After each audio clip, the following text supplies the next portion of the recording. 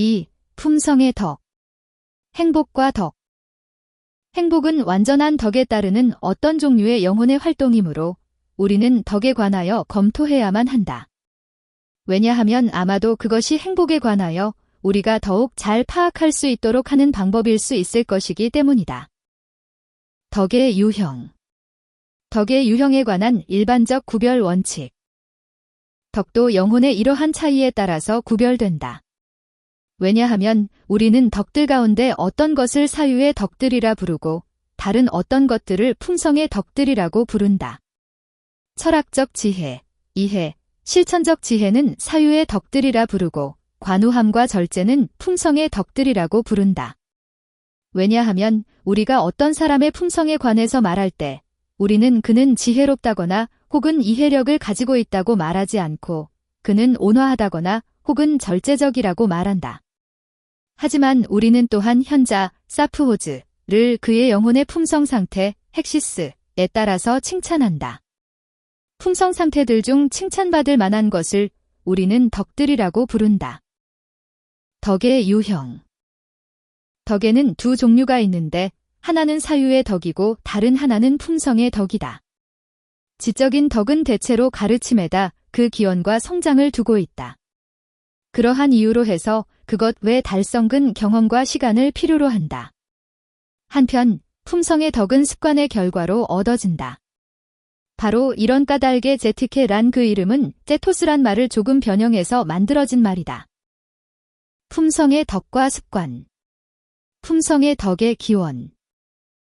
품성의 덕 그 어떠한 것도 본성적 자연적으로 우리에게 생기는 것이 아님은 또한 분명하다. 왜냐하면 본성적으로 있는 어떤 것들도 습관에 의해 본래의 한 상태에서 다른 상태로 달리 될 수 없기 때문이다. 예를 들어 돌은 본성적으로 아래로 움직이도록 되어 있기 때문에 습관에 의하여 그것을 위로 올라가도록 만들 수 없으며 아무리 그것을 1000번이나 위로 던짐으로써 뒤로 움직이게끔 그것을 습관화하게 하려 해도 그렇게는 도저히 할 수 없다. 또한 불을 아래로 움직여 가게끔 습관화시킬 수도 없고 또 본성적으로 어떤 한 상태로 있는 다른 어떤 것을 다른 상태로 있도록 습관화시킬 수도 없다. 그러고 보면 덕들은 본성적으로 생기는 것도 아니고 본성에 반하여 생기는 것도 아니다. 오히려 우리가 본성적으로 그것들을 받아들일 수 있도록 되어 있으며 또 그것들은 습관을 통하여 완전하게 되는 것이다. 행위와 습관. 게다가 본성적으로 우리에게 생기는 모든 것에 있어서 우리는 먼저 그것들의 능력을 얻고 나중에 그 활동을 드러낸다. 이것은 감각들의 경우에 분명하다. 왜냐하면 우리는 감각들을 자주 보거나 혹은 자주 들음으로써 획득하는 것이 아니고 오히려 그런 감각을 사용하기 이전에 그것들을 가지고 있었던 것이다. 또 그것들을 사용함으로써 그것들을 가지게 된 것이 아니다. 그러나 덕들은 우리가 먼저 활동시킴으로써 우리는 덕들을 얻는다. 여러 기술의 경우에서도 이와 마찬가지이다. 왜냐하면 우리가 그것을 배웠을 때 만들어야만 하는 그것을 만들므로써 우리는 기술들을 배우기 때문이다. 예를 들면 건축해봄으로써 우리는 건축가가 되고 또 기타라를 타봄으로써 기타라를 타는 악사가 되는 것처럼 말이다. 따라서 이와 마찬가지로 우리는 옳은 행위들을 함으로써 옳게 되고 절제 있는 행위를 함으로써 절제 있게 되며 용감한 행위를 함으로써 용감하게 된다. 습관과 품성. 따라서 덕의 경우에서도 이와 마찬가지이다. 왜냐하면 다른 사람들과의 거래에서 일어나는 일들을 행함으로써 우리는 올바른 사람이 되고 또 어떤 사람은 올바르지 못한 사람이 된다.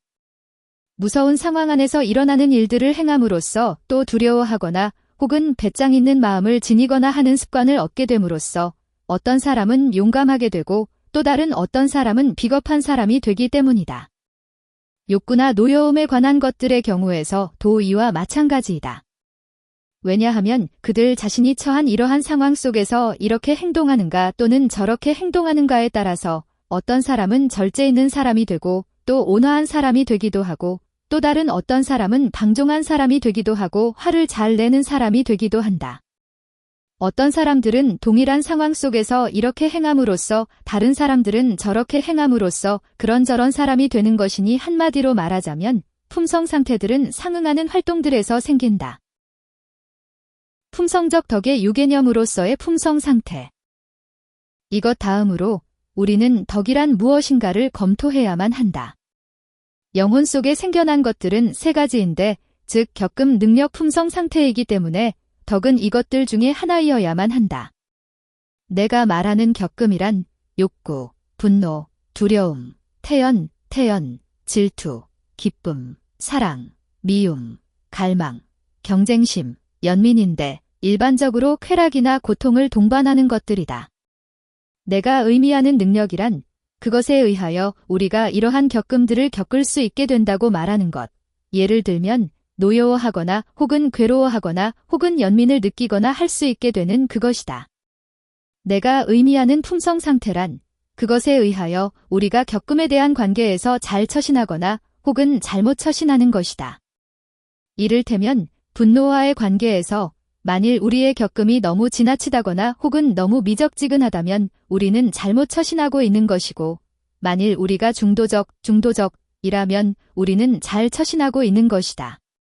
다른 것들에 대해서도 이와 마찬가지이다. 품성적 덕의 종차, 중용. 연속적이고 분리할 수 있는 모든 향적인 것에 있어서 우리는 보다 많은 큰 것, 보다 적은 작은 것, 혹은 똑같은 것을 취할 수 있다. 그리고 이것들은 대상 그 자체에 따라서 혹은 우리와의 관계에 있어서 취할 수 있다. 그리고 균등은 지나침과 모자람의 어떤 중간이다. 그래서 이러한 방식으로 모든 학적 전문가들은 지나침과 모자람을 피하고 중간인 것을 추구하고 선택한다. 그러나 이 경우의 중간은 대상에 있어서의 중간이 아니라 우리와 관계되는 중간이다. 산술적 비례를 따르는 중용. 대상에 있어서 중간이라는 것에 의하여 나는 각각의 끝들에서 같은 거리에 있는 것을 말하는데, 이것은 모든 사람들에 있어서 하나이고 같은 것이다. 가령 만일 10은 많고 2는 적다고 한다면 우리는 대상에 따라서 중간으로서 6을 취한다. 왜냐하면 그것은 같은 양사만큼 2를 초과하고 또 10에 의하여 초과되기 때문이다. 이것은 산술적 비례를 따르는 중간이다. 우리와의 관계에서의 중용. 우리와의 관계에서 중간이라는 것에 의하여 나는 너무 많지도 않고 또한 너무 모자라지도 않은 것을 말하는데, 이것은 하나가 아니며 모든 사람에게 같은 것도 아니다. 그러나 우리와의 관계에서의 중간은 이렇게 취하지 말아야만 한다. 왜냐하면 만일 식무나 음식물이 어떤 사람에게는 많고 이 문화는 어떤 사람에게는 적다고 하면 훈련시키는 사람은 육문화를 규정해야만 하는 것은 아니기 때문이다. 왜냐하면 이것은 또한 그것을 먹는 사람에게는 많을 수도 있고 또 적을 수도 있을 것이다. 왜냐하면 밀론에게는 적지만 체육 초보자에게는 많기 때문이다.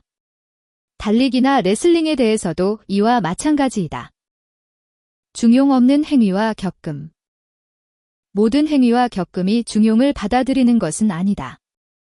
왜냐하면 어떤 것들은 곧장 악행과 결부되는 이름을 가지고 있기 때문이다.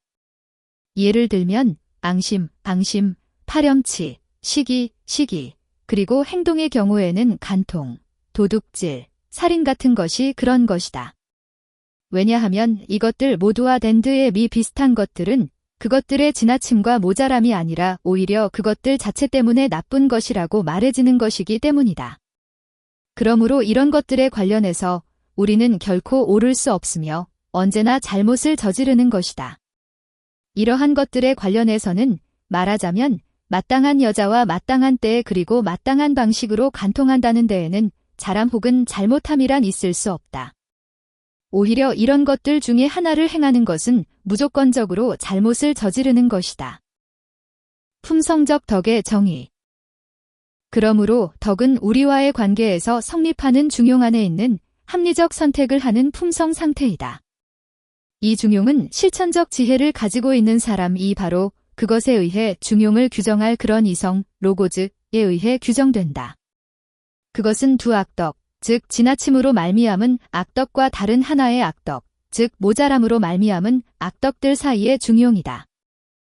품성적 덕의 분류. 하지만 우리는 이러한 일반적 설명을 단순히 말할 뿐 아니라 또한 그것을 개별적인 경우들에도 적용해야만 한다. 왜냐하면 행위들에 관하여 말한 것들 가운데 일반적인 것들이 보다 널리 적용되지만 부분적인 경우들에 관하여 말한 것들이 보다 더 참이기 때문이다. 행위들이 각각의 경우들에 관계하는 것이고 우리가 말한 바가 이러한 경우들에 일치해야만 하기 때문이다. 겪음에 관련된 덕, 용기. 그런데 두려움과 태어남에 관해서는 용기가 그 중용이다. 이것을 넘어서는 사람들 가운데 두려움이 없는 쪽으로 넘어서는 사람은 이름을 가지고 있지 않으나 실제로 많은 경우들이 이름이 없다. 태어남에 있어서 넘어서는 사람은 무모한 사람이다. 두려워함에 있어서 넘어서고 또 태어남에 있어서 모자라는 사람은 겁쟁이다. 겪음에 관련된 덕, 절제. 쾌락과 고통에 관해서는 그것들 전부는 아니고 또 쾌락에서 보다 고통에 관해서는 덜 그렇지만 그 중용은 절제이고 그 지나침은 무절제이다. 쾌락에 관련해서 모자라는 사람은 아주 흔하다고 할 수는 없다. 그 때문에 그러한 사람들에게는 이름조차 없다. 그래서 그들을 무감각한 사람이라고 부르기로 하자. 외적인 조언과 관련된 덕, 관후. 돈을 주고 또 받는 일에 관하여 그 중용은 관우함이고 그 지나침은 흥청됨이고 그 모자람은 인색함이다. 그러한 사람들에게 있어서 서로 반대로 지나치고 모자라다. 왜냐하면 흥청대는 사람은 쓰는 데에 더 넘어서고 또 버는 데 있어 모자라는 반에서 인색한 사람은 버는 데에 있어 넘어서고 또 쓰는 데에 있어 모자라다. 외적인 조언과 관련된 덕, 포부. 명예와 불명예에 관하여 그 중용은 포부가 큰 것이고 그 지나침은 어떤 종류의 허영심이라 불리는 것이며 그 모자람은 포부가 작은 것이다. 사회적 삶과 관련된 덕, 온화. 성냄에 관해서도 또한 지나침과 모자람 그리고 중용이 있다. 이것들도 거의 이름이 없지만 우리는 중간인 사람을 온화하다고 말하므로 우리는 그 중용을 온화함이라고 부르기로 하자. 이것에 장끝에 있는 사람들 가운데 지나친 사람을 성마르다고 하고 그 악덕을 성마름이라 부르자. 그리고 모자라는 사람을 어떤 종류의 성마르지 않은 사람이라 하고 그 모자람을 성마르지 않음이라고 부르기로 하자. 진실성. 그래서 참에 관련해서 중간적인 사람을 어떤 종류의 진실된 사람이라고 부르고 그 중용은 참됨이라 부르도록 하자. 한편 크게 떠벌리는 것을 허풍이라 하고 그것을 지니고 있는 사람을 허풍선이라 부르고 또 지나치게 말이 적은 것을 시치미 땜이라 하고 그것을 지니고 있는 사람을 시치미를 떼는 사람기라 부르도록 하자. 재치. 재미를 북돋아주는 일에서의 유쾌함에 관련해서 그 중간인 사람은 재치 있는 사람이요. 그 성향은 재치 혹은 기지이다. 그 지나침은 익살이요. 그것을 지닌 자는 익살꾼이라 부르자. 그리고 이런 면에서 모자라는 사람은 일종의 촌놈이며 그 상태는 촌스러움이다. 필리아. 일상적 삶에서 찾아지는 나머지 즐거운 일들에 관련해서 마땅한 방식으로 즐거운 사람은 우애가 있는 사람이요. 그 중용은 필리아이다. 이에 반하여 이런 면에서 지나친 사람은 만일 아무 목적이 없으면 비굴한 사람이고 만일 자기 자신의 이익을 추구하고 있으면 아첨꾼이다. 그리고 이 방면에서 모자라서 어떤 상황에서나 불쾌한 사람은 일종의 싸움꾼이요. 심보가 고약한 사람이다.